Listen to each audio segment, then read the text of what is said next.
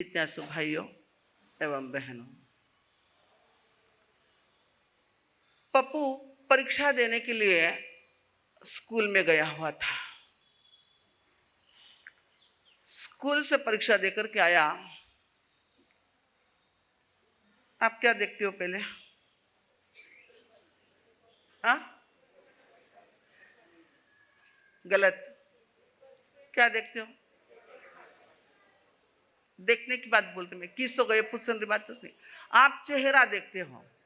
हाँ, क्योंकि चेहरे से पता चल जाता है पेपर आसान था या कठिन था। इतने कितना सॉल्व किया है और कितना छोड़ दिया है चेहरे से पहले ही पता चल जाता है। मैं जो कुछ भी कहूँ ना, वो बात आपके गले उतर रही है या नहीं उतर रही है आपके चेहरे से रोज मैं जान लेती हूँ। थोड़ी सी भी कठोर बात या तुम्हारे स्वार्थ की बात नहीं आवे ना, देखो चेहरा ऐसा दिखे जिसको घणो बड़ो अपराध सुप्रिया जी मार सब कर दिए हैं।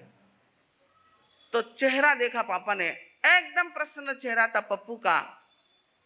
घर में प्रवेश किया और बोला, बेटे पेपर कैसे गया तेरे को? अरे पापा बहुत आसान पेपर था। बेटे कितने सवाल थे? बोले पापा 10 सवाल थे। कितने सॉल्व किए? पापा 9 प्रश्नों को मैंने सॉल्व किया। बस एक ही प्रश्न छूटा। अरे माँ वेरी गुड, बता तेरा पेपर। पापा को लगा मैंने भी इतने प्रश्न कभी मैं पढ़ रहा था तब सॉल्व नहीं किया, मेरा बेटा बहुत ज्यादा होशियार है।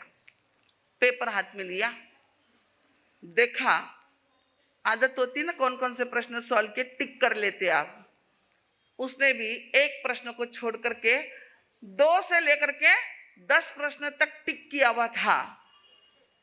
बेटा बहुत खुश था क्योंकि मैंने 9 प्रश्नों के उत्तर लिखे हैं। और जैसे क्वेश्चन पेपर पर टिक किए देखा और पापा ने एक थप्पड़ लगाई बेटे को। मूर्ख, क्या किया तूने? पापा मैंने 9 प्रश्नों के समाधान सॉल्व किए हैं, मात्र पहला ही तो प्रश्न मैंने छोड़ा है। 2 से लेकर के 10 प्रश्नों के जवाब मैंने लिखे। क्यों मारी हसन? बोलो। पहला प्रश्न जो था ना 41 मार्क का था और दूसरे से लेकर के 10 तक प्रश्न 1-1 मार्क के थे। 9 प्रश्न का समाधान उत्तर लिख दिया है। पहला प्रश्न कितने मार्क का था? उसने कहा पापा सिर्फ एक पहला ही प्रश्न छूटा है, बाकी 2 से लगाकर 10 तक प्रश्नों के मैंने उत्तर लिख दिए हैं। 1-1 मार्क का सगा प्रश्न था। कितना मीठा गठ हस्या उन पप्पू माते, ते सगा पप्पूज बनेला हो। जिंदगी मिली है और क्या कर रहे हो? एक एक प्रश्न के वही तो प्रश्नों के उत्तर सॉल्व कर रहे हैं ना। मार्केट में जा, दुकान पे जा, फिरने जा, ईरा वठे जा, वरा वठे जा, गप्पा मार, व्हाट्सएप देख, यो देख, वो देख, जिको देखना वो नहीं देखा है। पहला प्रश्न जैसे उसका पहला प्रश्न 41 मार्क्स का था, वही आज हमने जिंदगी में आकर के उसके पास दुर्लक्ष्य कर दिया है। वही प्रश्न सॉल्व करना, उसका समाधान देना आसान है परंतु आपको कठिन लग रहा है। और पर वो यही कहने आया है, बाकी के 9 प्रश्न छूट गए तो कोई प्रॉब्लम नहीं, पहले प्रश्न की ओर ध्यान दो। जिंदगी में महत्वपूर्ण क्या है? कोरोना ने आपने सिखा दिया, बहुत बड़ा संदेश दे दिया। एक संत या आचार्य नहीं दे सके, वो कोरोना देकर के आपको गया है। फिर भी पहले पाड़े 55 गयो ना कोरोना, आबे थोड़ी आवणार है। बंधुओं जाग जाओ। पर्युषण पर्व का आज कितवा सूर्योदय?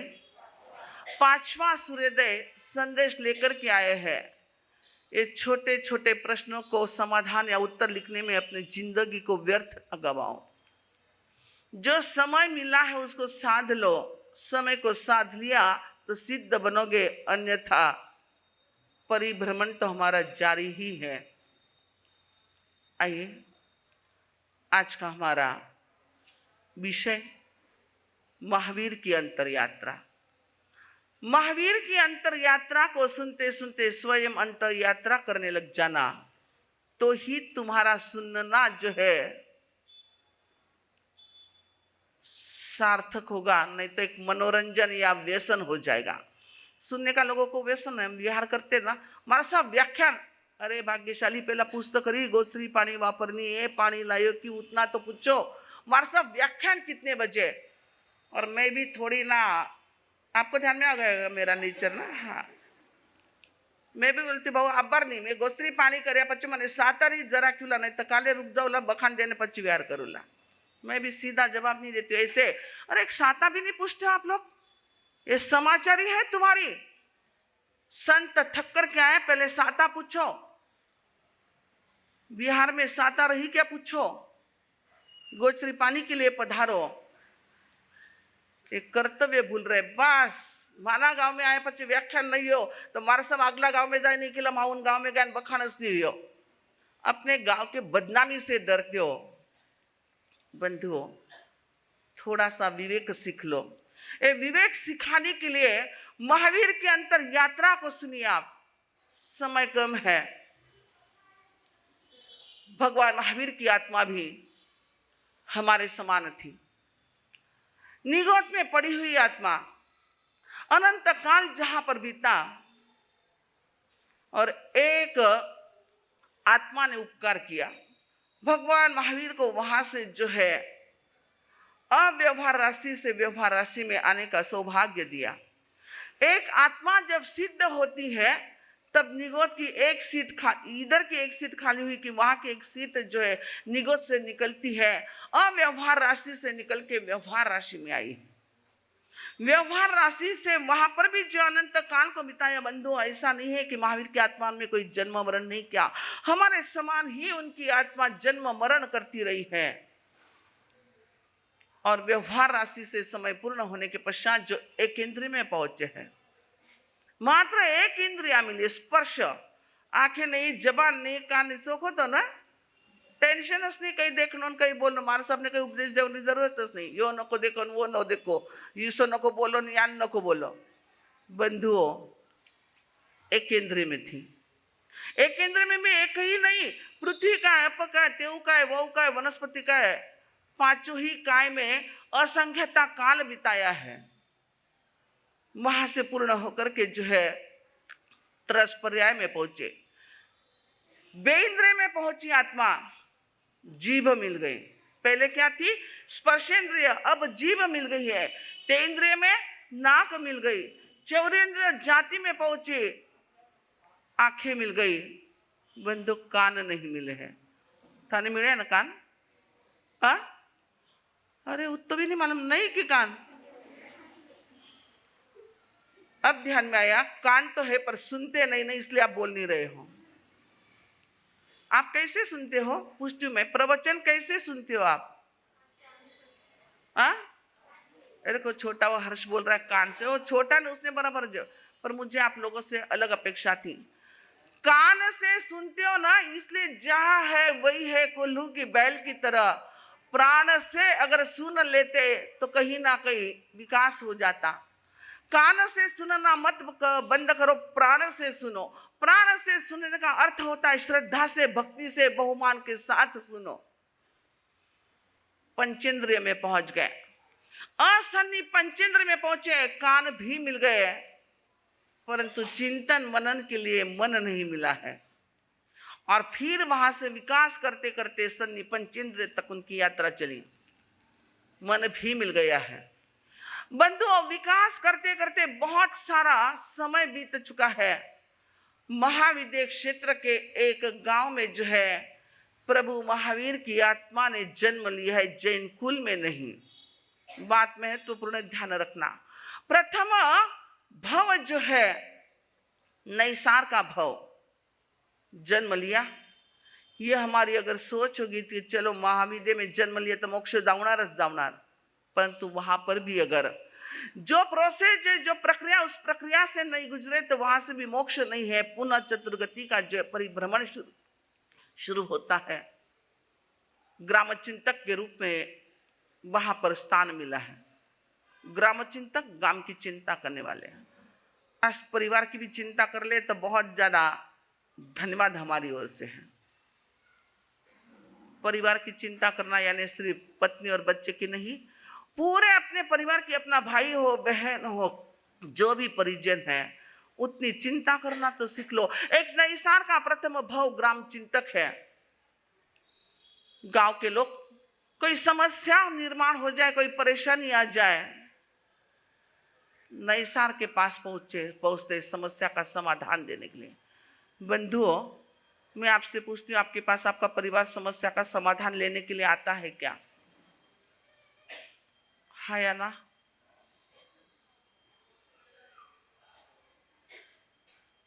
क्यों बोला ऐसा चेहरा टेंशन में आ गया थे आज? हा? आज तो कोई बेलो तेलो करने विशेष नहीं है। हा? थोड़े से ना बंधुओं, चेहरे अच्छे रहे ना तो कहने के लिए भी लगता है कि चलो बात समझ में आ रही है, और बहुत ज्यादा हंस दिए ना तो लगता बात उड़ा दी गई है। प्रसन्न होकर के बैठे है, प्रसन्न थे, ऐसे मन प्रसन्न तुम्हारा चेहरे पर, आप ध्यानपूर्वक सुन रहे हैं। समाधान, समस्या का समाधान वही दे सकता है जिसके पास स्वार्थ नहीं होता है। स्वार्थ जिसके पास नहीं है वही प्रॉपर समाधान दे सकता है, हर समस्या को वो सुलझा सकता है। और स्वार्थ अगर भीतर होता है तो समस्या को उलझा देता है। और ये नईसार देता था, प्रिय था वो। और एक दिन सम्राट की ओर से आदेश मिला जंगल काटने का। सुने, भगवान महावीर के प्रथम भाव की एक कहानी है। क्या किया उस नईसार में कि संसार को सीमित कर दिया। पहुंच गए नईसार का नॉन जैन है, जैन नहीं है, ना कभी कोई संत का समागम हुआ है, ना कोई धर्म या कर्म को जानता है। परंतु नईसार ने अपने जीवन में एक ही नियम लेकर के रखा था। कौन सा नियम? भाइयों से प्रश्न है। भाई है आप लोग? इधर प्रश्न है। बंधु, थोड़ा तो समझिए, जिस भगवान के शासन में चल रहे हैं और उनका चरित्र आपको बिल्कुल भी याद नहीं, इससे दुख की बात और क्या हो सकती? बंधुओं, नईसार ने कोई संत के मुखारविंद से नहीं, स्वयं ने एक नियम ले रखा था। भोजन के पूर्व पहले कोई अतिथि को भोजन करवाना और फिर भोजन को ग्रहण करना। देखिए तपस्वी छाया बहन, ये आज तो ऐसे बैठे हैं, कल से कुर्सियां नहीं रहेगी, यहाँ पर टेका लेकर के बैठे। छोटी छोटी, कितनी छोटी छोटी बालिकाएं देखो। अपन नहीं कर पाए, वो बालिकाओं ने, हमारी युवतियों ने किया है। तो इनके लिए अच्छी से आश्रम में सारे ट्रस्टी लोग रुकना, सिर्फ आकर के चले गए, व्यवस्था तो करो थोड़े तपस्वियों की बैठने की। हम नहीं कर पाए, परंतु हमारे संघ के छोटे छोटे बाल तपस्वी बढ़ रहे, उनकी ऐसी सुंदर व्यवस्था बैठने की हो कि उनको 8 उपवास करने होंगे तो सोचेंगे मैं 11 कर लूँ, मस्त बैठने मिले थे, सुविधा चौकी। बंधुओं, आपकी ये सुविधा देना, यह भी तपस्या की जो हमारी अंतराय बन गई है ना, उस अंतराय को तोड़ने का बहुत सस्ता साधन है। तपस्वी आ रहे हैं, उनको आने के लिए जगह दे देना। ते फक्त वेना मुंडा देखता रहो, देखो मारो मना दर्शन करो वेना, परंतु संकल्प कर लो कि मैं भी 28 करूं, परंतु उसको आगे जगह दीजिए। तपस्वी जो है ना उनके लिए। हाँ, साल थोड़ा लारे सर जॉब है ना, ज्योति भाई अटने जागा है, सरक जो लारे ब्यागा मांड्या माते लियो। एक तो ब्यागा भी घनी बड़ी बड़ी लेने आओ सगा जना। हाँ हाँ, चलो सुनो अबे। अच्छा है बहन, बैठ जाए। चलो, क्या बोल रही थी मैं? एक नियम लेकर रखा है। कौन सा नियम बंधुओं? भोजन, स्वयं के भोजन के पूर्व किसी अतिथि को भोजन कराना और बाद में भोजन करना है। दृढ़ता के साथ नियम है, स्वयं ने लिया हुआ नियम है, कोई भी आगार उसमें नहीं रखा है। न बाहर गांव छूटे, न कोई बीमारी छूटे, न कोई पार्टी छूटे, कुछ भी छूट नहीं है। तो एक नियम में कितनी छूट रखो? थोडस आपला मन ने पूछले जो मार साहब गांव गोट छूट, गांव भी छूट, पर गांव भी छूट, बीमारी भी छूट, सुख दुख छूट। देखो तुम्हारी भाषा भान तो भी है कि प्रतिज्ञा लेते वक्त अरे कितना आगार रख लेते, एक छोटे से नियम में कितने आगार। और पहली बात तो एक भय निर्माण हो गया, मारा साहब नियम नको, नियम दियो कि टूट जा, मां बंधन में नहीं आवा। बंधु बंधन है ना, कोई व्रत या नियम में संकल्प में आना बंधन है क्या? अविनाश भाई बंधन है नहीं। और जो भी बंधन मानते हैं ना अल्पज्ञ, ब्याह करे जरा बंधन में आया कि नहीं आया? कितना फेरा लिया? 7 लिया कि 6 लेने छोड़ दियो? 7 फेरे पूरे नहीं होते तब तक तुम्हारा बंधन पक्का नहीं होता है। बाय बोल दी पूरा नहीं हो गए, वो बंधन आपको स्वीकार है। और बंधु आगे की बात कह दूं, आपकी भाषा क्या होगी? मार साहब नहीं नहीं नियम ना को दियो टूट जाइला। हमारे युवा बंधु बोलो कि बड़े छोटे बोलो सब बोलते मार साहब नियम नहीं लो, मन सुपाऊला, नियम टूटन तो डर है, टूटने का डर है। ऐसे लोगों से मेरा सवाल है, आपने 2 व्हीलर चलाना बंद कर दिया किसका एक्सीडेंट देख करके? हाँ या ना, इतना ही बोलो। सिर्फ बैठते हो ना, डर लगता आपको? नहीं नहीं एक्सीडेंट हो जाएगा तो बच्चे जो मैं 2 व्हीलर पर नहीं, 4 व्हीलर का किसका एक्सीडेंट नको नको, 4 व्हीलर में एक्सीडेंट हुई गयो, डर लगे, छोड़ दिया। मार साहब मैं शादी नहीं करूंगा, कहीं डिवोर्स का मुझे डर लगता, मैं शादी नहीं करूंगा, शादी करना बंद कर दिया। वहां पर आपको डर नहीं लगता, जहां पर कर्मों का बंद होता है वहां डर नहीं है। एक संत के मुखारविंद से अगर कोई छोटा सा नियम देने की बात चलती है तो वहां पर हमको डर लगता है। तो आइए, नई सामने एक सुंदर नियम लेकर रखा है। जंगल में पहुंच गए अपने साथियों के साथ, जंगल कटाई का काम चल रहा है, चिलचिलाती धूप, मध्याह्न का समय होते ही उसने सारे जो अपने साथी थे, कर्मचारी थे, उनको कहा भोजन का समय हो गया है, आप भोजन करो और थोड़ा विश्राम कर लो। नैसार ने स्वयं का टिफिन खोला है, जैसे ही टिफिन खोला और याद आ गई मुझे कौन सी प्रतिज्ञा है, पहले भोजन कराना अतिथि को और बाद में भोजन करना है। अब घर में बैठे आप संकल्प करो तो बराबर कोई अतिथि आ जाए। अतिथि बोलते किसको है? जिसकी आने की तिथि निश्चित नहीं है वो अतिथि। अतिथि में किसका नंबर आता है? नंबर 1 पर बोलो। अबे मोन एकादशी आज। अतिथि में कौन है? स्वाध्याय बहने, थोकड़े की जानकार बहने, आगमों के जानकार भाई, बोलो। साधु संत, राइट। डरो नको, मैं ताने उपलंब नहीं दिउला, मने मालूम है सिचुएशन परिस्थिति क्या चल रही। संत के लिए अतिथि कहा गया है, सर्वोच्च अतिथि अगर कोई है तो संत महात्मा है। आपने हमको अतिथि रखा ही नहीं है। रखा है आपने? कितना मस्त एकदम। नहीं कबूल कर लो बस, मुझे आपको, मैं बोल रही हूँ, मैं ठपका नहीं दूंगी क्योंकि परिस्थिति है। और तुम्हारे इस लाइफस्टाइल को चेंज होकर के हमको चेंज हो गए, हम होना नहीं पड़ा है। बहुत वेदना है तुम्हारे इस सारी चीजों को हमको जबरदस्ती से स्वीकार करना पड़ता है। संत की आगमों में आप देखिए, वर्णन आ रहा है अभी भी अंतगढ़ में, उठाए पात्रे और किसी के भी घर पर गोचरी को जा सकते थे। कोई पूछने की जरूरत नहीं होती थी कि शाकाहारी घर है कि मांसाहारी घर है। उस समय एक व्यवस्था होती थी, मांसाहारी लोगों का मोहल्ला गांव के बाहर अलग से होता था, इसलिए संत को किसी श्रावक या किसी आदमी की जरूरत नहीं पड़ती थी कि वो गोचर में साथ में आए और जैन का घर कौन सा है।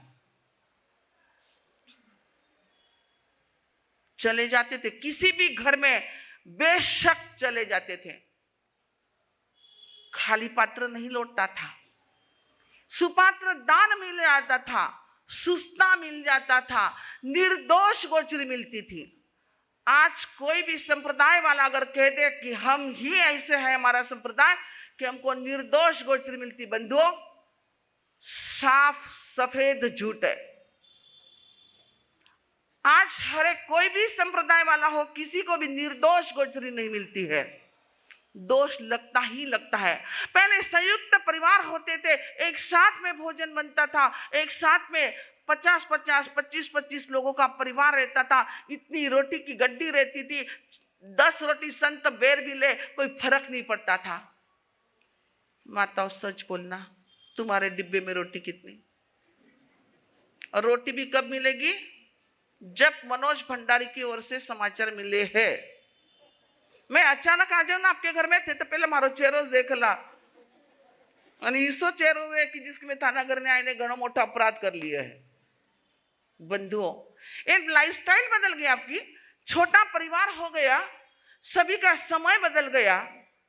पहले एक साथ में भोजन होता था, एक ही बार चूल्हा जलता था।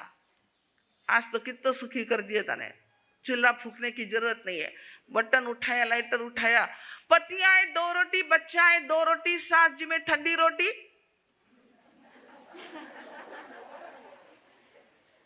श्यामरा टाइम री बात बोल रही, मने मालूम है सगो ते स्वतारी बात छिपावनो प्रयत्न न करो, परेशान परवे, मने मालूम है श्यामरा गोस्ती गईली में।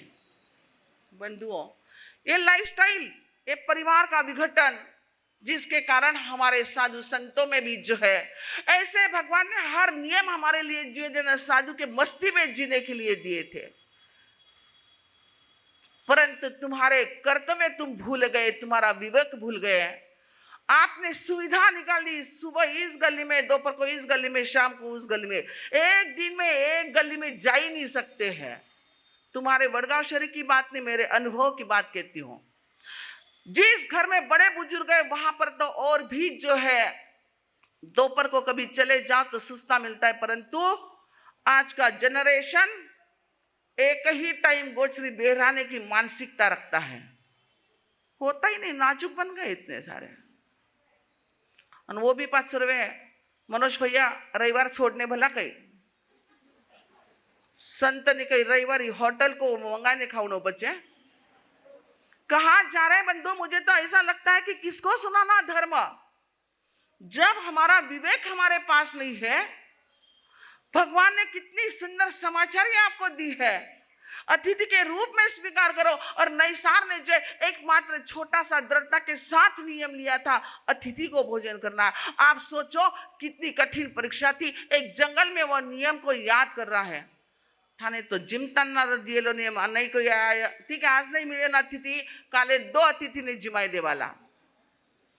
ये हमारी मानसिकता है, परंतु वह नैसार वह तीर्थंकर की आत्मा थी बंधुओं, एक पवित्र आत्मा थी, एक कैसा दृढ़ संकल्प था। एक पेड़ पर चढ़ा और देख रहा है कहीं दूर पर कोई अतिथि दिखता है क्या, कोई झुपड़ी दिखती है क्या, कोई आते हुए दिखता है क्या, चिलचिलाती धूप है। और देखा, दूर से देखा है संत महात्मा पसीने से तरबतर है, आ रहे हैं।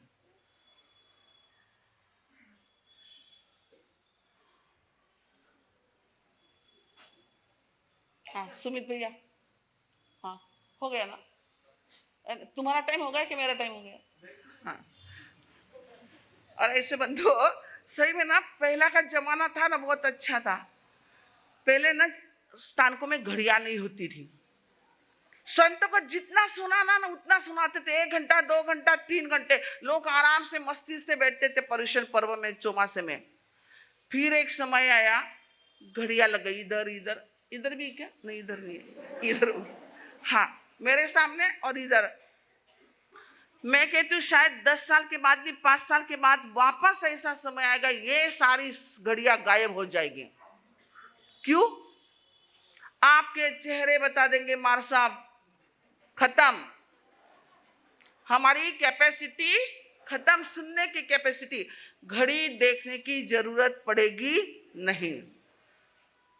आइए तनो, कहाँ गए नियम जी? गायब हो गए। अच्छा इनको पूछना था ना, कार्यक्रम करा है तो चलो, ऐसे भी रविवार है और मुझे मालूम पड़ गया कि जी मन थानो आठे से तो 10 मिनट भी जा काले भी मैं लिए सु तो देखे मैं ताका चेहरा भी कई चेहरा सु डरू नहीं, मैं आदत हुई कि मने।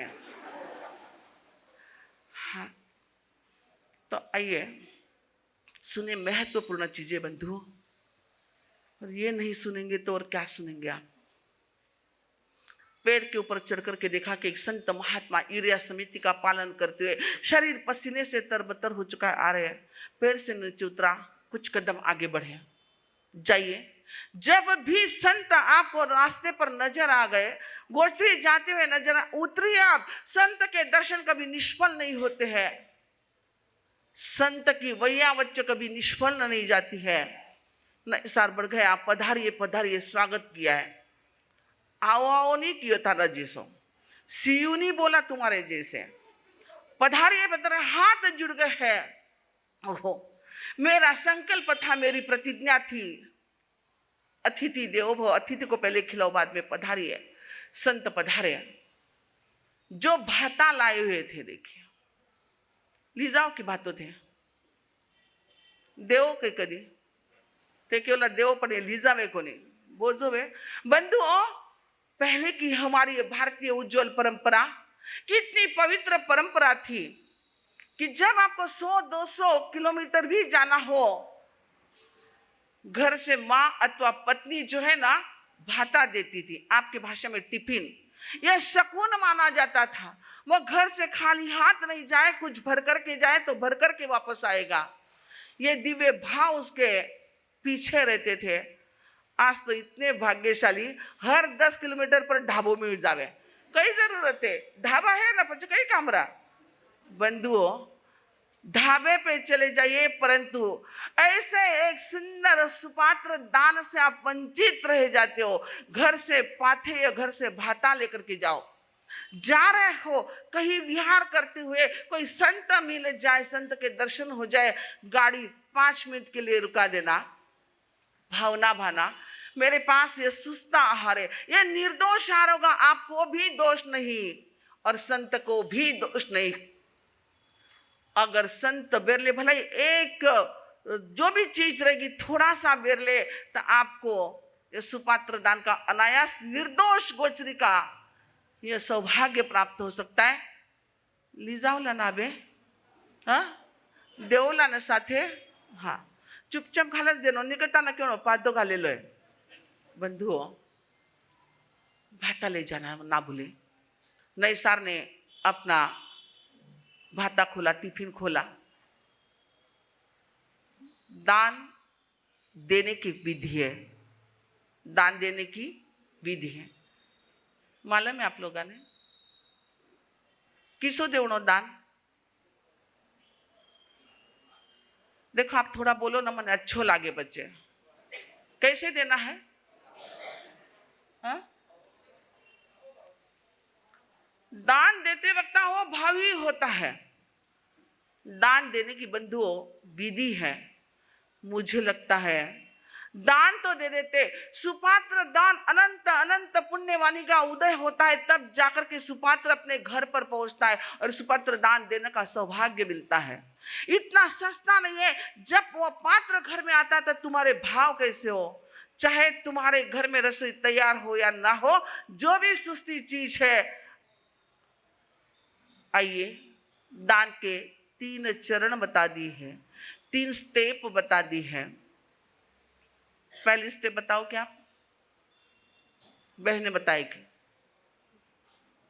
अबे चुप, कौन सी पहली स्टेप?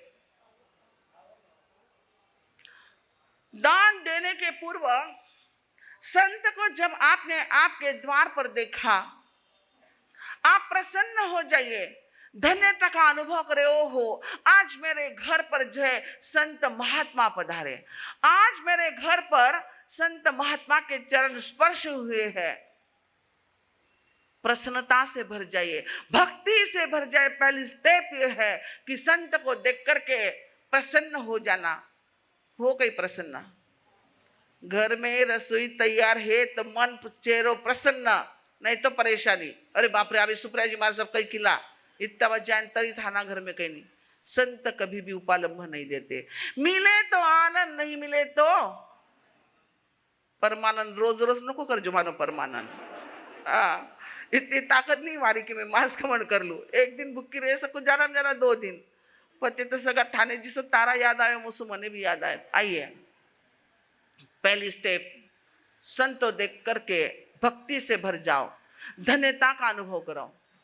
जहां पर तुम्हारे द्रव्य है बहराने के, वस्तु मूल्यवान नहीं होती, मूल्यवान तुम्हारे भाव होते, तुम्हारी भावधारा किस प्रकार से है। और जब आप सुपात्र दान दे रहे, उस वक्त धन्यता का अनुभव करो। ओहो, आज मैं सुस्ता हूं, मेरे पास द्रव्य सुस्त है और मुझे इस पात्र में सामान्य पात्र नहीं है। अनंत तीर्थंकरों ने जिस पात्र को ग्रहण किया था वो पात्र मेरे घर पर पहुंचा और ऐसे पात्र में देने का सौभाग्य मुझे प्राप्त हुआ है। पहली स्टेप कौन सी? संत को देख करके क्या छिप जाना बाथरूम में जाकर के? मार साहब किला स्थानक में क्यों नहीं आया? नहीं गए तो नहीं भाई, उपालम में सुन लीजिए, परंतु संत को देख करके घर में कभी मत छिपना। दूसरी बात, बहराते वक्त धन्यता का अनुभव, प्रसन्नता का अनुभव, भक्ति के साथ बहरा का, ऐसे भक्ति भाव धारा पर आप पहुंचे बंधुओं। मात्र इस भाव धारा से तुम अशुभ कर्मों को तोड़ सकते हो। और जब तीसरी स्टेप आपने भक्ति के साथ, अहोभाव के साथ, श्रद्धा के साथ धन्यता का अनुभव करते हुए बहराया है, वही धन्यता का अनुभव जो है संत महात्मा गोचरी लेकर के प्रस्थान करके जाए, फिर भी अंदर वह धन्यता का भाव होना चाहिए। एक सुपात्र दान देने से 8 कर्मों का क्षय भी कर सकते और 8 कर्मों का बंध भी कर सकते हैं। आगमों में भी चर्चा आ गई। एक गृहिणी, संत की संयम की साधना में हमारी गृहिणी का बहुत महत्वपूर्ण भूमिका होती है। ऋतु के अनुसार तुम्हारा घर में आहार होना चाहिए। आज दुनिया भर के शास्त्र आपको याद है, पाक शास्त्र की कला बहुत इन्हीं गिनी बहनों को पता है। कौन से ऋतु में कौन सा भोजन बनना चाहिए, कौन से समय में कौन सा भोजन करना चाहिए। ठंडी का लाडू करा खाओ, गर्मी में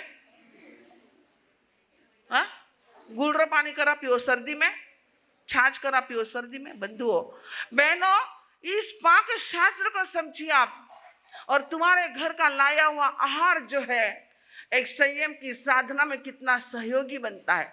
तुम्हारे घर का लाया हुआ आहार जो है उसकी ज्ञान की आराधना में, संयम की साधना में, ध्यान साधना में, स्वाध्याय साधना में कितना सहयोगी बनता है। इसलिए जब भी आहार बनाओ ऐसे भक्ति के भाव लाओ कि मेरे घर पर मेरे संत महात्मा पधार जाए, उनकी संयम की साधना में मेरा यह आहार जो है सहयोगी बने। और ऐसे अहोभाव पूर्वक जो है भक्ति के साथ आहार दान दिया है।